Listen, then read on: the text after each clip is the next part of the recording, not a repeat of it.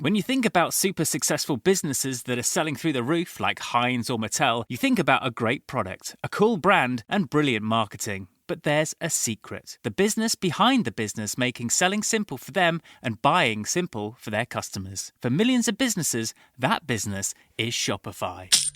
Upgrade your business and get the same checkout as Heinz and Mattel. Sign up for your $1 per month trial period at shopify.com/promo, all lowercase. Go to shopify.com/promo to upgrade your selling today. Shopify.com/promo. I think it has to be said that the media does help to propagate the myth that all benefits claimants are scroungers, because there's a raft of TV shows doing that every week. In fact, Lee, I'm going to play a game with you right now. I want you to tell me which of these is an actual show and which ones I've made up. Okay. The last lag. Here's your first one. Benefits by the Sea. That's not true. Yes, that is an actual TV show. Is it? Second one. Gypsies on Benefits and Proud. Well, I hope that's not true. That is an actual TV show. Oh, my God. The Great Big Benefits Wedding Live. Well, I'm going to go for true now. Absolutely true. Last one. Dogs on the Dole. Please tell me that's true. It's true. No, it's not. It's true. All of those were actual TV shows. Well, no, what do you mean dogs on the dole? It's about dogs whose owners are on the dole and how they... So it should be called Dog Owners on the Dole. Quiet Riot. Hello and welcome to Quiet Riot Sunday School, the convenient corner shop to Thursday's megastore hypermarket.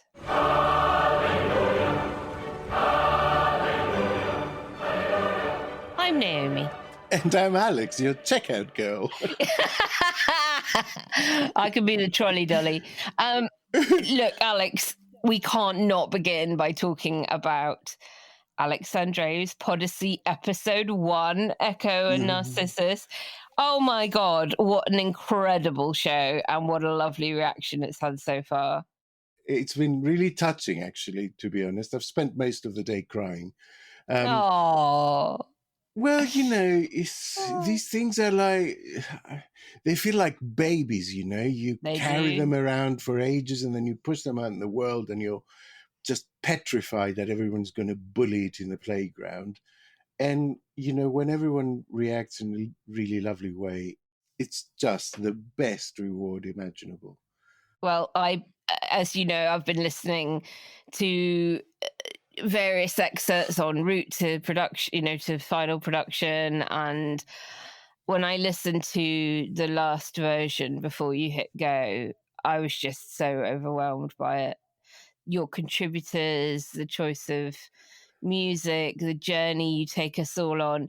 It's not just beautiful to listen to, but it is genuinely educational.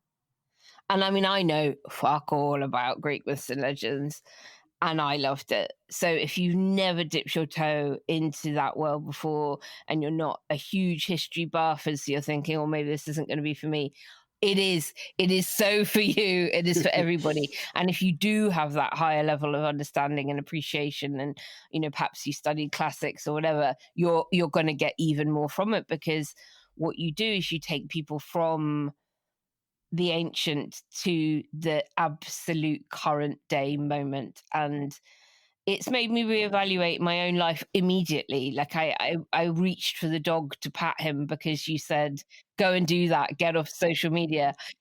It's just marvelous. The truth is that I chose Narcissus as what was going to be episode 1 as a kind of a joke and a dig at Trump in the White House, right? Yeah. Months ago. But when I started doing the research, it led me to a completely different place, actually. Yeah.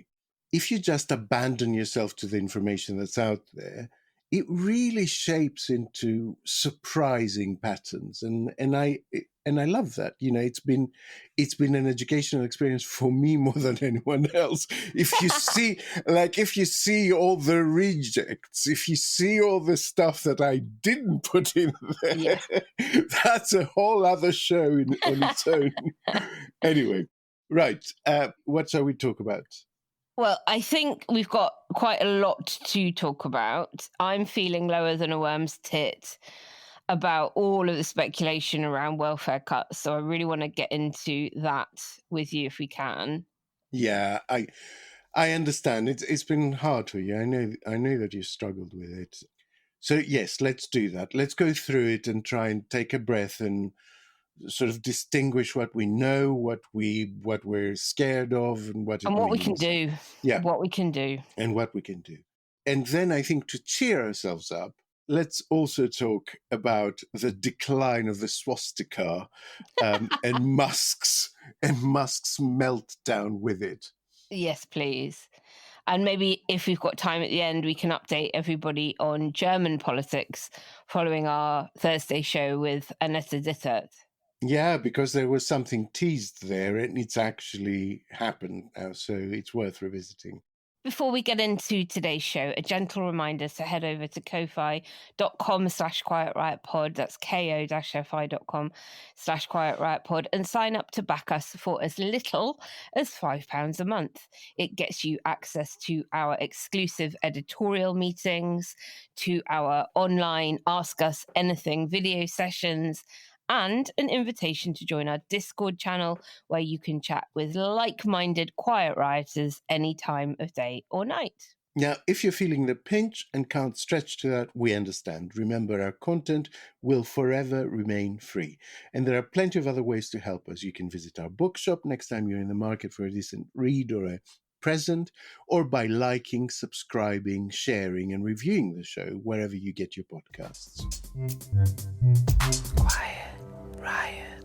There is a lot of anxiety right now about the reforms to welfare that Work and Pension Secretary Liz Kendall is set to unveil. And justifiably so. For 15 years, we have become quite cynical, I think, about the rhetoric of belt-tightening, austerity, living within our means, maxed-out credit cards, and welfare reform. It has consistently meant one thing and one thing alone: clobbering the most vulnerable with often catastrophic results. Some argue that spending on health-related and disability benefits is rising so rapidly that it needs to be curbed, not just for the sake of the UK's public finances, but also for the economic and individual benefits of getting people back into work. But charities are warning about the adverse impact on the most vulnerable recipients. There are 3 reform headings that the government is thought to be looking at, right?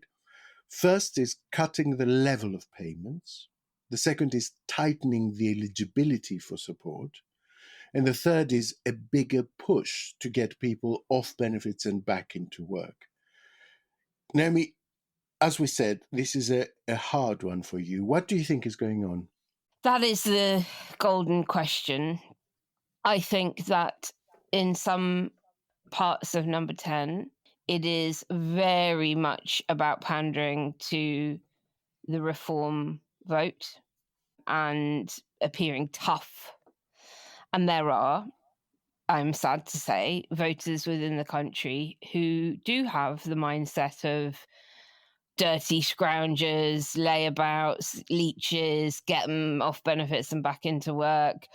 And I do have a fear that a not insignificant amount of this is related to pandering to that kind of voter. But of course, there is a very strong Treasury element here too. And there is a Rachel Reeves push to all departments to find massive cuts, because she has said she doesn't want to change the fiscal rules and she doesn't want to put up taxes.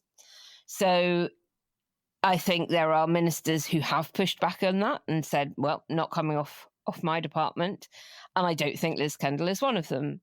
I think there is a real mixture of a kind of ideological, we need to be seen to be tough on the undeserving, and a genuinely desperate need to find cash from somewhere. Of course, there are flaws in both the economic and the moral argument of both of those, which I'm sure we'll get into. Would you say it is primarily leaning towards the political, and defence spending is being used as an excuse to sort of posture to Daily Mail readers, look, Labour is tough on scroungers?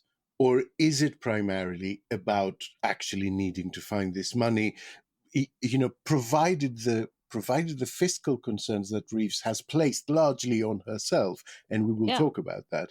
But which, do you think it's 50-50? Do you think it's primarily wanting to find the money or primarily wanting the political sort of halo? It's very difficult not to land on the political, because when we look to other countries that are in similar situations, they are changing their fiscal rules. They are doing major Keynesian impetus type policy changes. And, Merz in Germany, which we'll talk about at the end of the show, is one very obvious case in point there. So it is quite difficult to not think that the politics is driving a lot of it.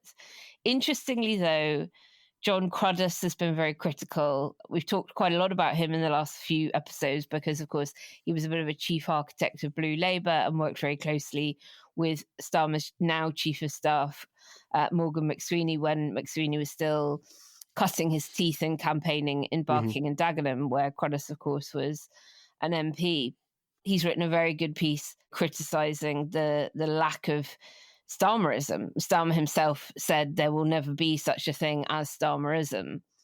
And the lack of ideological why Labour, why should we vote for Labour, why does Labour want to govern the country, is leading them to make some really poor choices about who they're choosing to punch down on. And I don't use that phrase lightly. When you're cutting foreign aid, you are cutting it for the most vulnerable people in the world. When you are cutting personal independent payments, this isn't your job seekers allowance. There is 0% fraud, according to government statistics, amongst PIP claimants. So, yeah, I find it really troubling. I'm extremely worried about it. I obviously do talk to a lot of MPs, particularly Labour MPs. I also speak to ministers, and I speak to people who are very, very close to those in Number 10. I do know that the Parliamentary Labour Party meeting in Number 10 on all of this went disastrously badly for them. Good. Number 10 were incredibly squirmy about the pushback that they were getting from MPs, and there's been huge amounts of speculation across different media about even cabinet ministers being on resignation watch over this, and names as senior as Angela Rayner, Deputy Prime Minister, and Home Secretary Yvette Cooper have been mooted in all of this. So I do think there is an opportunity to change this. I don't think it is necessarily 100% going to happen, which is why we've all got to make noise now. We have to write to our MPs. We have to defend those who cannot defend themselves. It is so incumbent upon those of us who have got the energy, the power, the means to advocate for those who simply cannot advocate for themselves. And it should be noted, and I think it is worth noting, that this is going to be a green paper, right? So it isn't something, I think, that is going to pass into legislation the next month. It is going to be the basis for a discussion. So there is significant opportunity to resist, to change, to improve, to amend, to reject. This really is when participation and making noise and writing to your MP, this is when it really, really matters. Yeah. Because this isn't a fixed plan. It is Exactly. At the moment, it is plainly something that the government wants to do, and we mustn't misunderstand that. But it is plainly also something that the government will face significant resistance on in its own ranks. Yeah. And it will have to balance basically what it signals outwardly versus how much goodwill it destroys inside the party. And so I think the more noise we can make now, the better. And I think if you are somebody who was a first-time Labour voter, or you lent your vote to Labour because of a tactical decision, and you are somebody who supports some of the other things that they've done. So, for instance, if you are a wealthier pensioner and you are like, do you know what? I don't need my winter fuel payment. I support that. That's fine. I don't mind VAT on private schools. I actually think it's very important for wealthier children to be in state education so that those parents advocate for better state education. Tell them that when you're writing to them. Include that in the letter that you write to your MP. Let them know that you do support some of the things that they've done. You're not a heckler. But that this goes too far, and that while maybe you are not in receipt of PIP, you don't know anybody who is, that you feel sufficiently strongly that as a taxpayer, you do not want, and as a voter, you do not want the government to hurt the most vulnerable at this moment in time. And Alex, you made the point brilliantly on the show last week. If you do welfare reform properly, it will actually cost money. In the short term, it will save money in the long term, but it will cost. And there is no sign of big packages coming forward yet to do a lot of that work. And crucially, if you are looking at this from an economic perspective, it doesn't stack up. One of the things that happens if you are on PIP is that you are quite regularly asked to reapply for it, even if you are deaf and blind, even if you have no legs. Army veterans have to reapply as if somehow they may have regrown the kidney that they lost in combat. You could cut that. You could just cut all of the cost of that constant reassessment, particularly given that the vast majority of people who have their payment cut or axed are successful on appeal.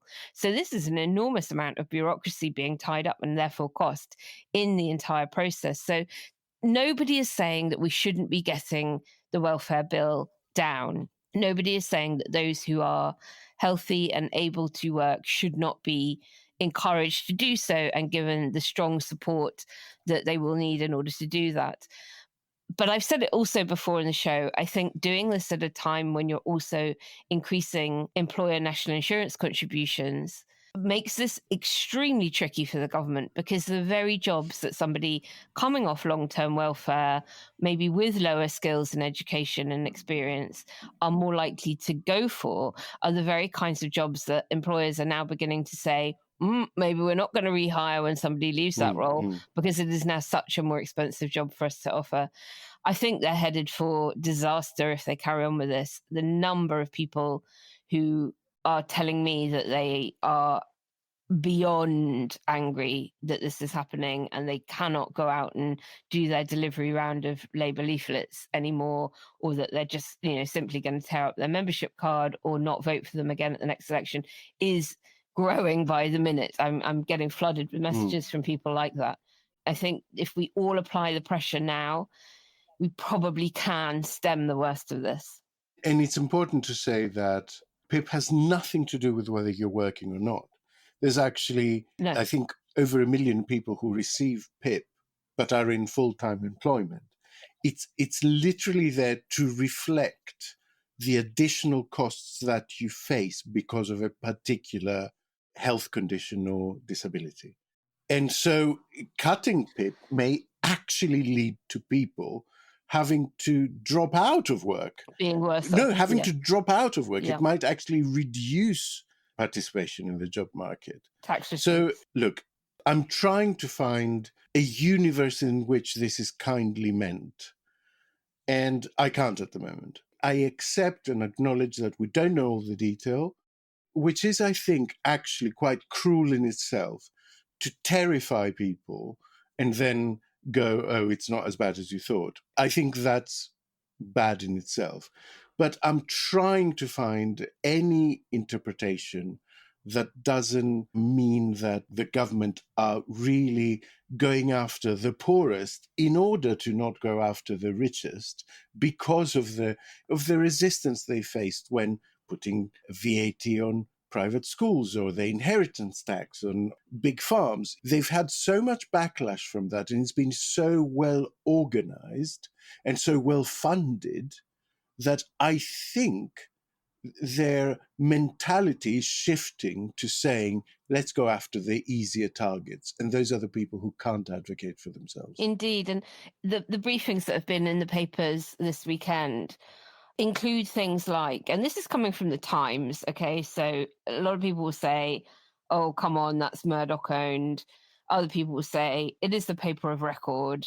We've got to trust that they have seen something pretty official to write it up. It includes things like PIP will be cut for people who can't wash themselves below the waist, but won't be cut for people who can't wash themselves above the waist. It is saying it won't be cut for people who can't take themselves to the toilet, but it will be cut for people who can't remember to take themselves to the toilet. So when we begin to think about the kinds of conditions that people might be suffering from who would fall into those brackets, you are, of course, talking about people with dementia, with serious memory loss.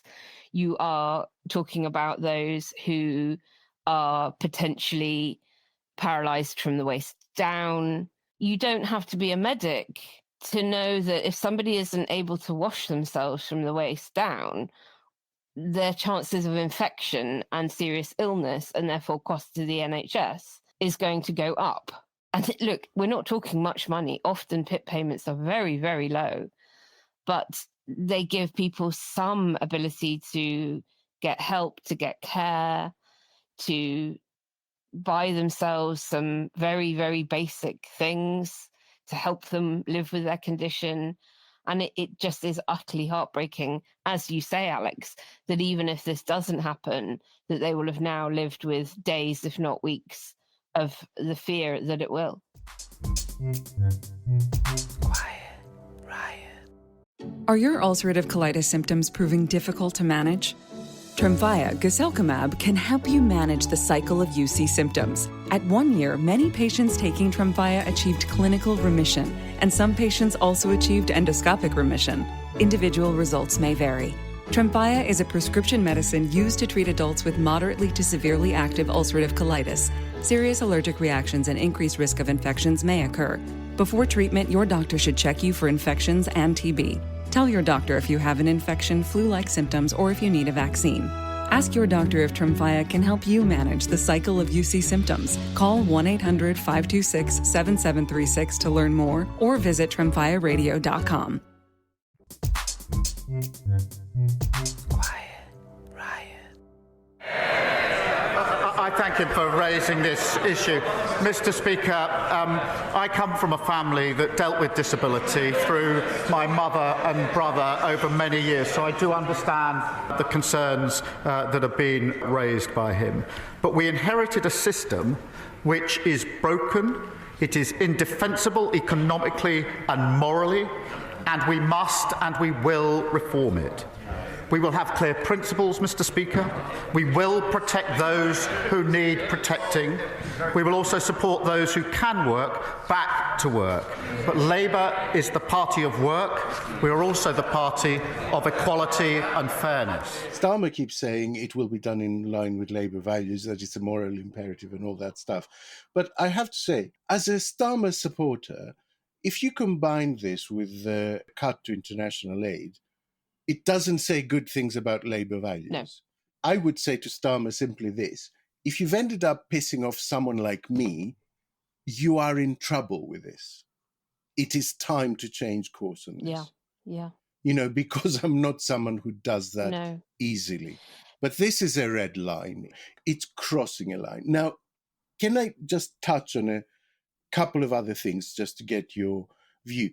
Every week, whenever we discuss anything, we get loads of feedback from people who are, passionate supporters of modern monetary theory, which is very interesting in itself. But it has become rather a panacea among certain circles, and it ends up being suggested for really quite unsuitable things.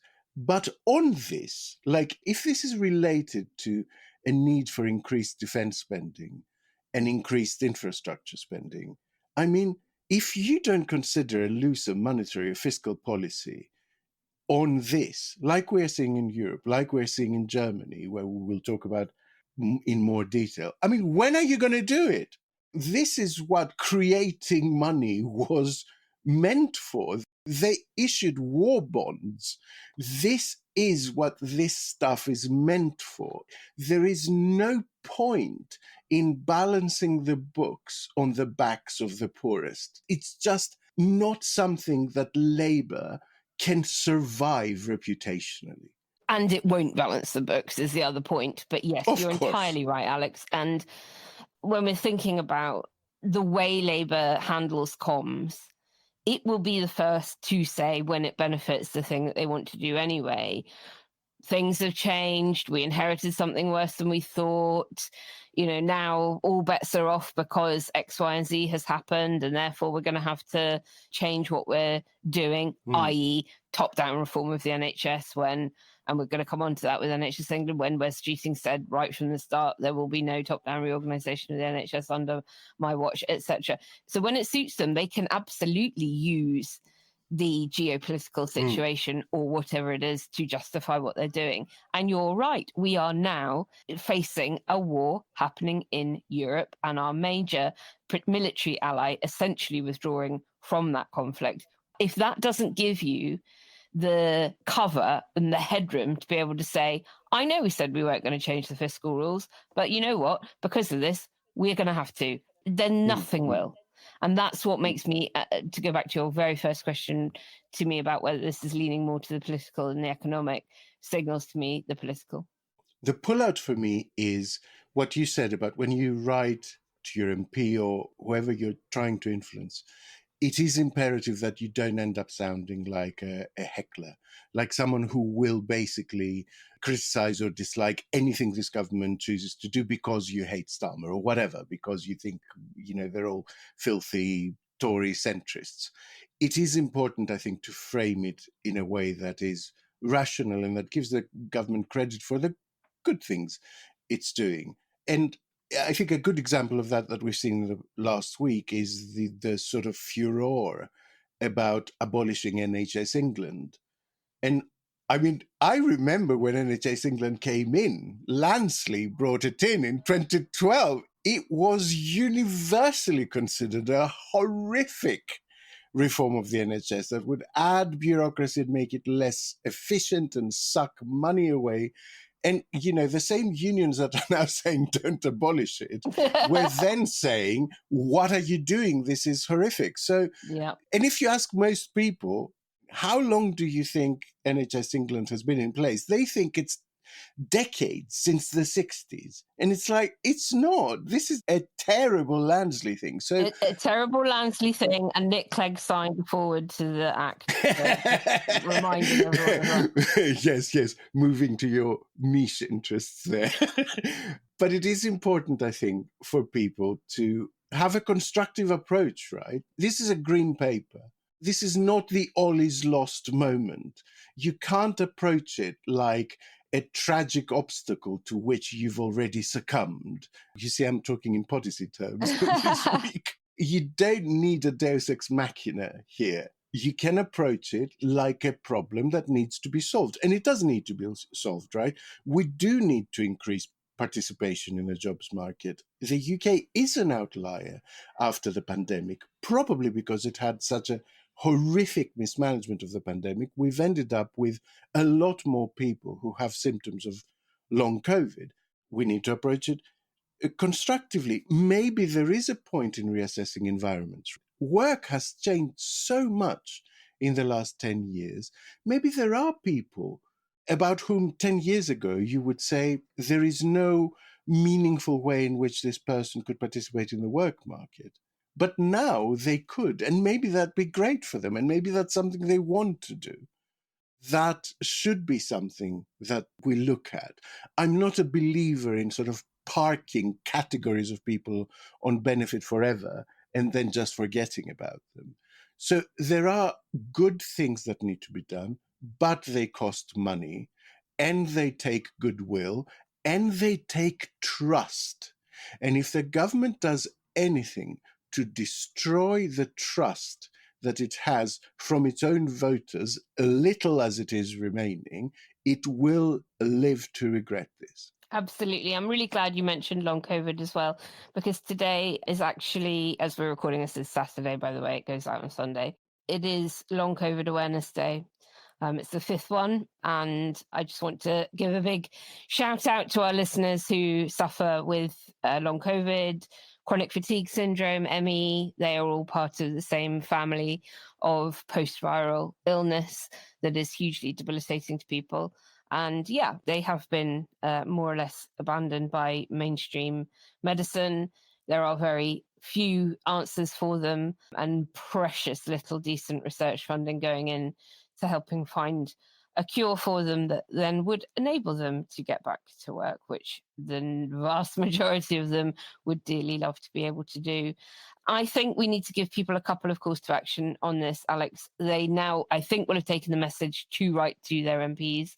If you've already done that and you're looking for something else to do, then friend of Quiet Riot, Matthew McGregor, who often comes on to talk about US politics, is, of course, also the chief executive of the UK campaign 38 Degrees, and they're running a petition asking government to rethink these cuts, and we'll leave a link in the show notes.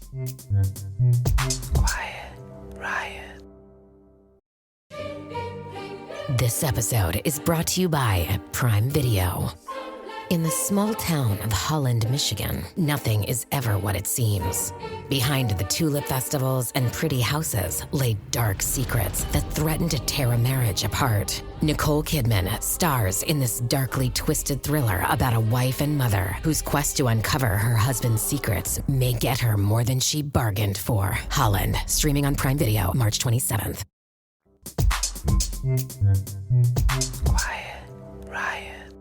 Magnificent Seven was originally, of course, a reference to the 1960 Western film, The Magnificent Seven, directed by John Sturges, and depicts a group of 7 gunmen. In the world of finance, the term has now been repurposed to reference a group of 7 high-performing and influential stocks in the technology sector, borrowing from the meaning of a powerful group.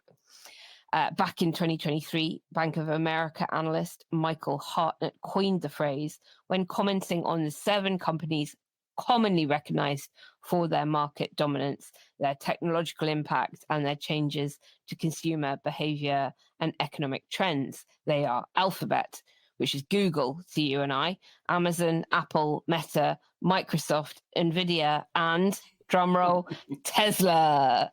And this week, Goldman Sachs has rebranded them the Maleficent Seven. On Thursday, Apple, Meta, and Tesla posted the sharpest losses of the Mag 7, prompting Tesla in a bit of a departure from head honcho Elon Musk. I shouldn't laugh. Loads of people work for Tesla. or should I say Tesla? Tesla.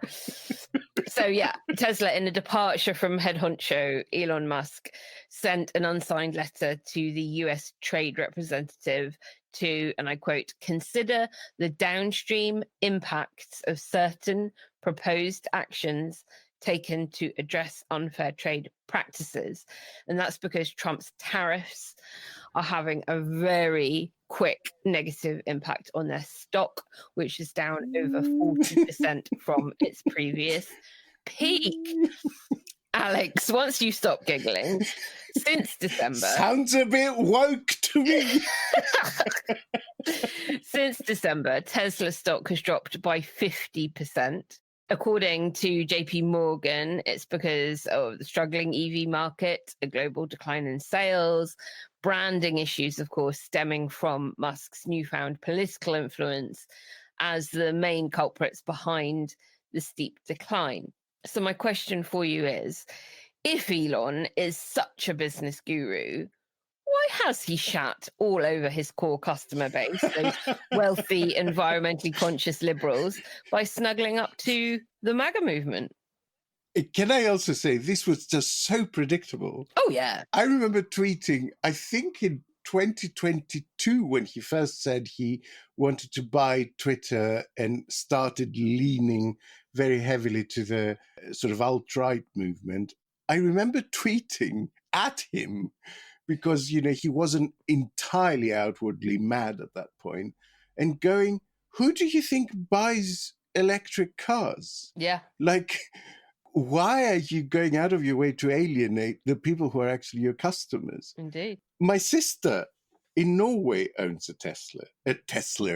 I mean, they thought they were doing the right thing at the time, 3-4 years ago, Yeah. of course. I remember they had another electric vehicle first. And the thing is, with very many of them, they had a particular problem with very cold temperatures. Which Norway famously does have. Yeah, the batteries would only last a very, very short time in very cold temperatures, to the point that you couldn't drive to the airport. You had to charge halfway through. Tesla's had a really good reputation, that the model that was around at the time, for having a better battery and for being more resistant to cold weather, because they were very popular in the northern US and Canada and places like that. So they bought a Tesla and they were very happy with it. And now they're just embarrassed. They're trying to flog it. And everyone is. And we must give a shout out to the Tesla Takedown campaign, who have been organizing peaceful protests at lots of Tesla dealerships around the world, lots of them in the UK if you want to get involved in them. And they've been in the dead of night sneaking up and putting big posters on Tesla showroom windows. And people are like really getting abuse for driving around in Teslas. There's been people that have been calling into radio stations saying, you know, I'll be driving along and people are giving me the Nazi salute, winding down their windows and shouting, how does it feel to drive a car that's made a fascist richer? And I have to kind of separate the two, right? So the Tesla Takedown campaign is doing absolutely the right thing, because it's targeting new sales, it's targeting dealerships and places like that. That is absolutely the right thing to do, and I would encourage people. No, I'm not encouraging anyone to go and do a Heil Hitler at a Tesla driver, just for the record. But I think that it's sort of abusing people that bought a Tesla, like my sister, like I said, you know, as lefty as they get, that bought a Tesla 4 years ago because they thought they were doing the right thing. You know, no, completely. But I'm just making the point that this is only going to fuel fewer purchases of the vehicle, and people are going to be trying to offload and dump them because they'll be scared that the cars are going to be scratched, are going to be, you know, attacked when they're parked out on the streets. I had a quick look on Gumtree before we came on the show, and I noticed that 47 second-hand Teslas have gone up on Gumtree in London alone in the last 24 hours. Like, people are trying to get rid of this brand. They don't want the association. And I'm imagining at some point this is going to impact the insurance market as well, and it will be much more expensive to insure your car if it's much more likely to get vandalized. Tesla. Going on now at the White House Tesla Auto Mall. It's the biggest sale of the year. Very safe, it's very strong, heavy, it's all steel, stainless steel. Come on down to Pennsylvania Avenue, just off Route 29, to get our best deal ever on a brand new Tesla. I want to make a good deal here. They have one which is $35,000, which is pretty low. Get a Model 1 with a different panel and everything's computer. This is a different panel than I've had. Everything's computer. So don't waste your time going to those other Tesla dealerships with riots and flaming cyber trucks. You gotta come down to White House Tesla Auto Mall. I love Tesla. You gotta come down to White House Tesla Auto Mall. This is really amazing. Tesla. Do you think he's kind of making Gerald Ratner look like a master salesman at this point? I mean, like I said, I don't know what he was thinking. I mean, I can only assume that he's so rich that this doesn't matter to him. What matters to him, you know, he's been radicalized to such an extent that all that matters to him is his white replacement, conspiracy, idiocy, and, you know, pushing that agenda. But it matters to Tesla and it matters to shareholders. And I think the point must be fast approaching where they try to push him out of his various companies, right? Well, what are happening to his other companies like X? I mean, what is his sort of net worth doing at the moment? That's not easy to gauge. SpaceX is largely dependent on government contracts, if not entirely dependent on government contracts and commissions, which means its stock is doing quite well, because actually him keeping tight with Trump is seen as a good thing by investors in that particular company. But, you know, Twitter, when he bought Twitter, part of the point of buying was that he was going to take it fully private, so that he wasn't accountable to anyone, basically. So we can only look at the accounts they file. And as you know, as a as a recovering accountant, there is a big lag, especially for companies. We know that they lost a bunch of money in 2023, but right now, I don't know. Yeah. With so many companies trying to cozy up to Trump and kind of, trying to adopt a fetus, please don't hurt us position, who knows? Their advertising revenue might be booming. I don't know. I mean, look, with Tesla, I can only imagine he's thinking, shit, right, I've definitely lost all of my customer base on the East and West Coast. Yeah. I'm going to have to try and sell this machine to the MAGA movement. So he actually delivered a brand new Tesla to Trump this week. And Trump did all this ridiculous performative nonsense about Tesla. What a beautiful, beautiful car. So much. I've got a great imagination, but takes some real imagination to make a car like this. But then he also said he absolutely wouldn't buy an autonomous vehicle, a self-driving model that, of course, Musk is trying to get out by next year because he's about to be taken over by all the other companies producing AVs. Yeah. So that must signal that, he is at least a little bit worried about what's happening to the Tesla brand. Oh, obviously he is worried, or he wouldn't be, trying to push this so hard, and all these ridiculous conspiracy theories that, somehow I even saw him post the idea that George Soros is behind the attacks on Tesla cars, that he's actually funding people to go out and spray paint Tesla cars. And it's like, dude, this is not George Soros' doing. Do not give him that much credit. You did all of this by yourself.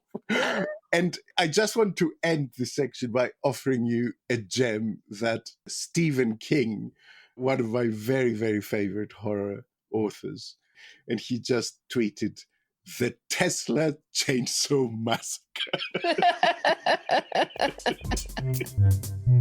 Quiet Riot. Building a portfolio with Fidelity Basket Portfolios is kind of like making a sandwich.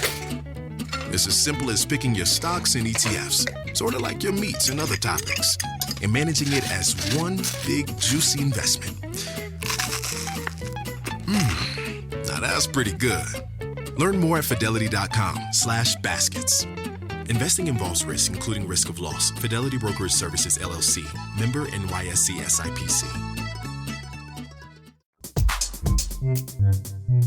Quiet Riot. Alex, when we interviewed Annette Dittert on Thursday's show, we, of course, discussed the mega budget the incoming Merz government had set out in Germany and whether or not the Greens would back it ahead of Parliament reconvening on the 25th of March, when other opposition parties will, of course, almost certainly try and block it. And he needed that vote to get it through. Drumroll, what is the latest? No, they've done it. They've got a deal. There is white smoke. After 10 hours of talks with the Greens, there was a deal, and Friedrich Merz announced Germany is back. Germany is making its major contribution to defending freedom and peace in Europe. Vollem Umfang verteidigungsbereit.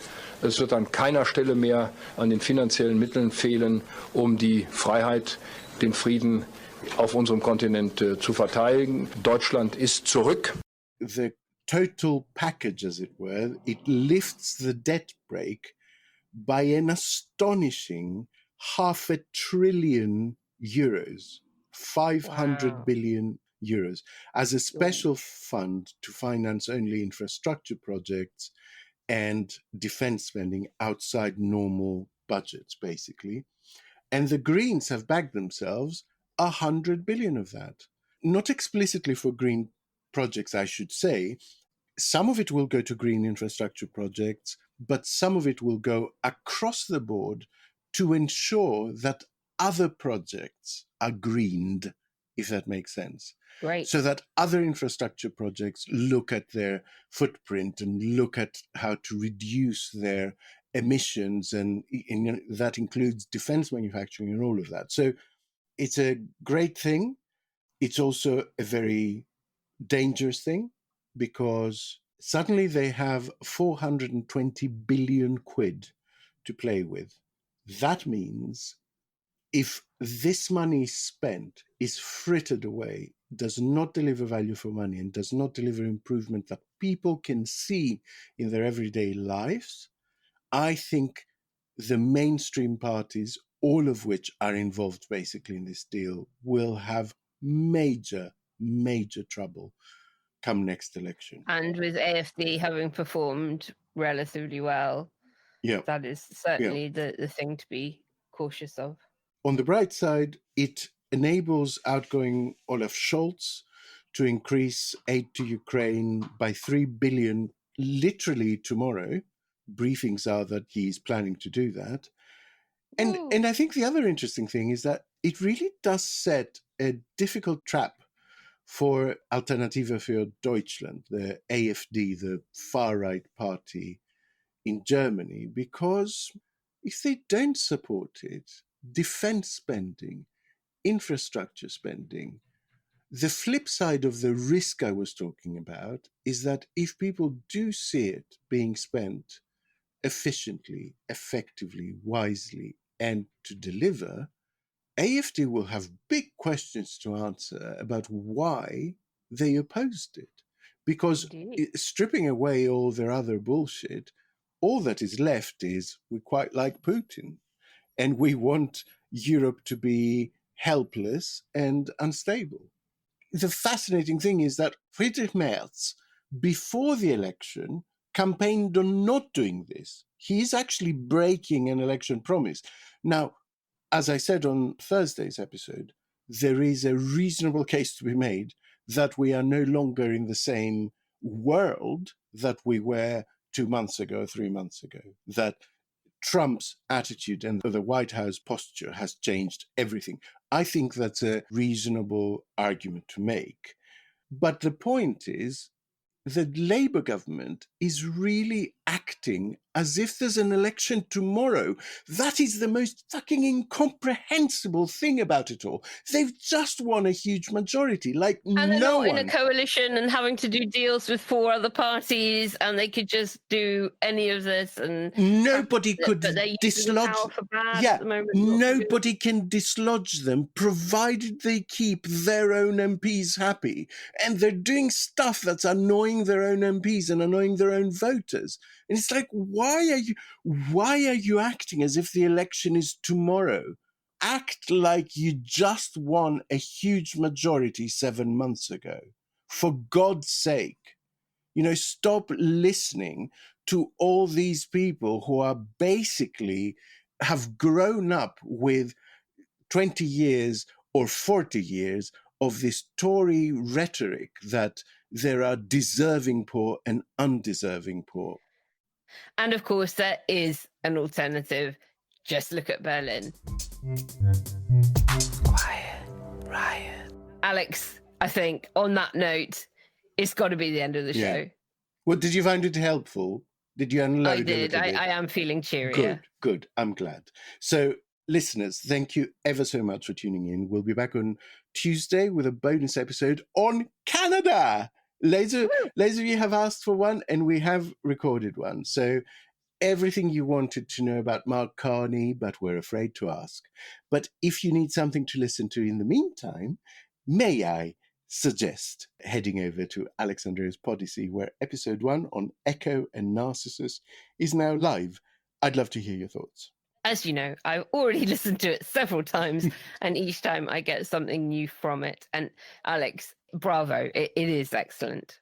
Well done. Thank you. The response so far has been magic.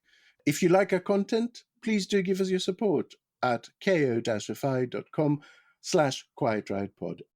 And a huge thank you from me to you, our wonderful listeners, not simply for tuning in, but for taking the actions that we go out of our way to suggest to you so that you can feel a little bit more empowered at the end of a show than you do at the start of it.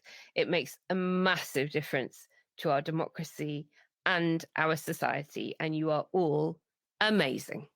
So farewell for now, see you soon, and remember how much we really, really love you. Unless you're Keir Starmer and you're listening, we're not so keen on you right now. So, bye! Quiet Riot is an audio production by Cooler Heads with Naomi Smith and Alex Andreou. Produced by Kenny Campbell. Music by Mariana Sangeeta. Artwork by Simone Canelu. And edited by me, Alex Reese. Quiet Riot is a co-production with Sandstone Global. Quiet Riot. Pick yourself up and let's have a nice therapy session. You know where your business would be without you. Imagine where it could go with more of you. Well, with Wix, you can create a website with more of your vision, your voice, your expertise. Wix gives you the freedom to truly own your brand and do it on your own. With full customization and advanced AI tools that help turn your ideas into reality. Scale up without being held back by cookie-cutter solutions and grow your business into your online brand. Because without you, your business is just business as usual. Take control. Go to Wix.com.